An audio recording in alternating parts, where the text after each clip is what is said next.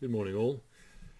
Happy Wednesday, or whatever Wednesday's like for you. I say that almost every day, but the fact is, who knows for each of us sitting in our lives on this particular day, what the day will bring, how it will feel, and what we'll take from it, what we'll be grateful for or glad is over at the end of it.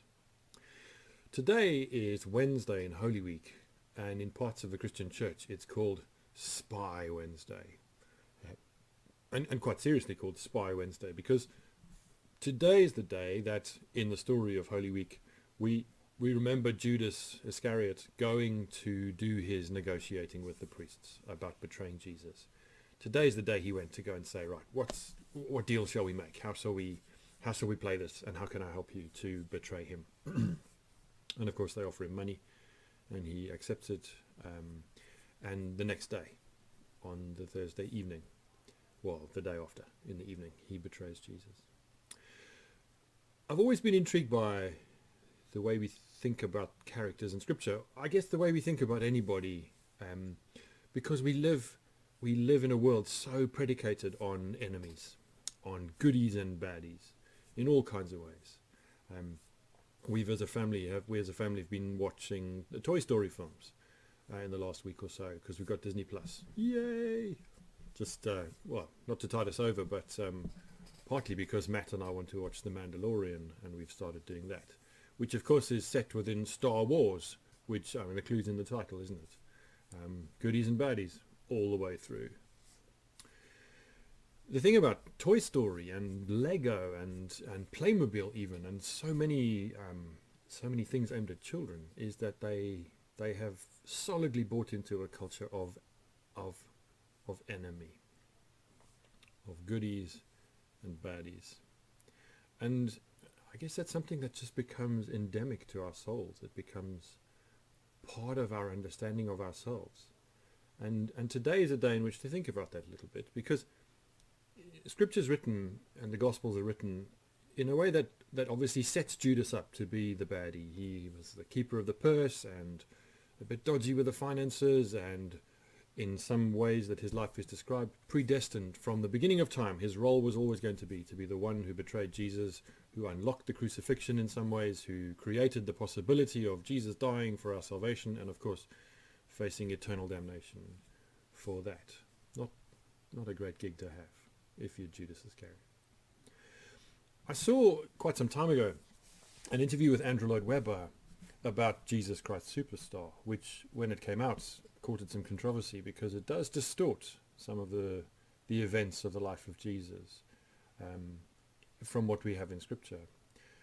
And I remember him saying something really profound, saying, that what he didn't want to do was just caricature Judas, that the whole premise of Jesus Christ Superstar in some ways is to make Judas reasonable, to give Judas the benefit of the doubt, to try and think what Judas may have seen in the way that Jesus was going about his very public and popular ministry that looked like a Messiah, politically, socially, religiously, losing his way. And that Judas, in fact, betrays Jesus for the good of the cause, because he sees in the way he views the life of Jesus, Jesus losing his way, stepping off the path that he thinks Messiah looks like and feels like. And I found that really intriguing, because it paints Judas in a whole new light and gives us an opportunity to think about the way we put on lenses when we look at other people and even ourselves in terms of enemies. In 1994, in the December and early January of that year, I was in the UK for the first time with my good friends Dave and Elaine Geary and their two daughters. And we went to watch, not all of us, but some of us went to watch Chelsea play Liverpool at Stamford Bridge in London. I remember it was a bit of a lackluster 0-0 draw, but it was great to be there. I remember coming out of the stadium, though, and going into the stadium, and coming out especially being funneled between rows of mounted police that took us very clearly in opposite directions to those who were sitting in the supporter stand for the other side. That kind of tribal aggression in football and in other sports as well, but mostly in football, still remains. That deep language of enemy, of adversary. The derbies in London, the derbies in Manchester, the derby matches that happen in all kinds of places. They're aggressive. When really, what are we watching? We're watching a bunch of overpaid men kick a piece of plastic around a field. Let's be honest. But that whole sort of allegiance to a side is an important part of our psyche, perhaps. Judas isn't necessarily the two-dimensional baddie that we make him out to be. It's convenient to typecast him or anyone else as the baddie in any given scenario. And you see this in our politics as well, how begrudgingly, occasionally you'll find a politician acknowledging that someone on the opposing side has spoken some sense, has enacted a policy that is good and just and fair in a way that they would themselves like to implement or want to highlight as a good thing. I watched an extended interview with Matt Hancock, with our health secretary, the other morning, and he struck me as a deeply sincere man. And I valued that. And I found myself watching it thinking, is he taking me in? Is he just saying the things I think he wants me to hear? But the more I listened to him, the more I thought, no, I choose to trust his sincerity.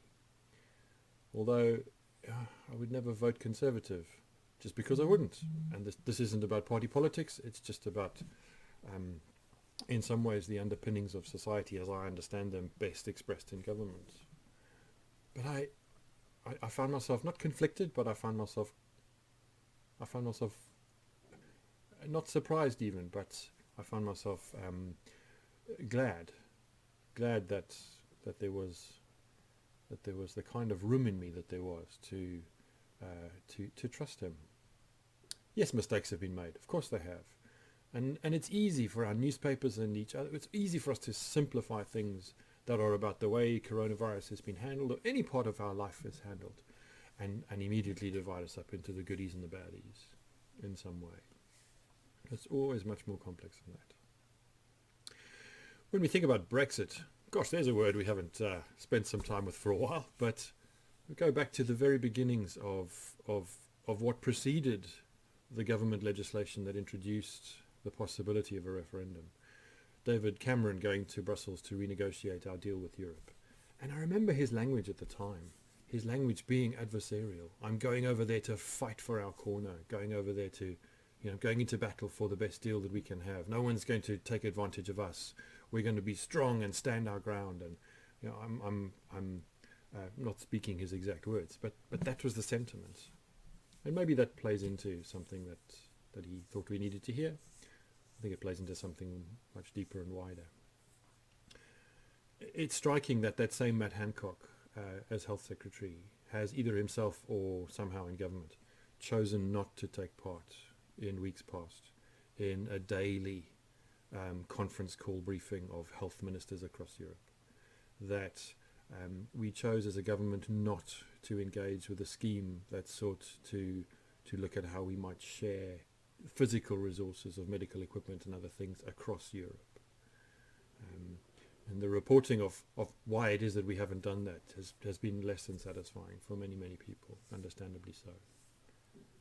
There is light and dark in all of us. There is shade in lots of places. And I guess this morning I want to think about Easter, and Easter not as some great victory and some great battle between good and evil. That we're on the side of the goodies, and the goodies defeat the baddies, even though the baddies think they've won for a little while. But 3 days later, Jesus is alive, and victory is ours. The victory language. Victory over what? Victory over what?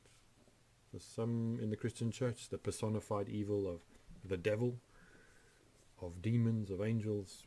I don't know about those things. They're worth thinking about, but we speculate. what we do see in the Easter story, and what we do see in the person of Judas, excuse me, and the way that Jesus relates to him in these last days, is love and honesty and directness. Jesus is well aware, by the time Judas betrays him, that he is disaffected at best, downright opportunist at worst. And he says to him, go and do what you need to do. What I find extraordinary in the encounter we read of on Maundy Thursday evening in the Last Supper is that the conversation that takes place, where Jesus in a sense sends Judas out to go and betray him, happens after Jesus has broken the bread and blessed the cup and shared it with everybody, including Judas. It's a hard thing for us to let go of our enemies, because our enemies are part of our identity. The people we're not, the things we don't like, the baddies, whoever they might be in the world, they become part of us feeling good about ourselves, feeling a bit self-righteous, and they become part of our national psyche in the way that we keep retelling ourselves the story of the Second World War in a way that isn't necessarily honest or helpful. It entrenches us in a position where we are smaller than we might be and diminished as human beings. I heard it once said about Winnie Madikizela Mandela, Nelson Mandela's wife, through his prison time, that beyond the end of apartheid, one of the things that was a great sadness was to see her unable to live without the obvious enemy in her life. That part of what unraveled for her in her own circumstances, in some ways, was an inability or an unwillingness to let go of the baddie that had shaped her life so powerfully. And maybe understandably so. I make no judgment in this, because she went through hell, quite literally. But in the cause of being part of atrocities herself, and in the cause of a new hope for a different kind of country, she wobbled and struggled enormously. It's not easy. It's not easy for any of us to begin to live our lives with open hands in a way that we've not been helped to previously.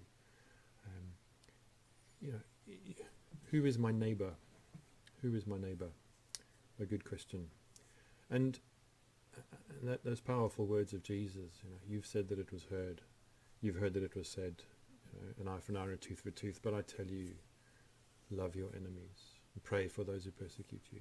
In a sense, let them be done away with by the good that comes into your life because of God's inclusion of your heart and your life and your light and your shade in all of what it means to be human together. So there'll be a lot of blaming around coronavirus. We see that in Donald Trump's clumsy naming of it as this Chinese thing, Wuhan virus. He's the master of caricaturing others into oversimplistic terms, and it's just never helpful. But for all of us, overtly or subtly, there is prejudice, there is bias, there is judgment, there is within all of us the need in some way to define ourselves by who we are not. And I really do believe that one of the things that Easter challenges us most powerfully in is the gradual doing away with that need. Whether it lies in some weakness and vulnerability, whether it lies in some chosen prejudice that somehow helps us feel better about ourselves. That one of the things that Jesus does in the whole of the Easter story is to do away with the need for an enemy in our lives. To do away with the place of the enemy in our lives. Judas loses his way. He loses his way for whatever reason. I like that Andrew Lloyd Webber gives him the space to lose his way, because he sees things that are different from what he expected. And that he's not just an opportunist and greedy pig who wants to line his pockets. That there's more to him than that. There's more to him than that. There's more to you than that. There's more to me than that. There's more to every single person that we struggle with or that we think does us harm in some way than that. And being open to that is a big piece of work to keep doing throughout our whole lives. So as you think about who you might call your enemies, or who we as a nation hold as our enemies, or just who we look down our noses at more than we should, maybe this Easter there's some unlearning to do, and some putting down to do of some of those sort of cultural totem poles that are part of us, understanding ourselves in whatever culture and context we want to, but at the same time some deep invitation to free ourselves from fear, from the fear of the other, because the other may well be just like you and me, even Judas. Hope you have a good day, and I'll see you tomorrow.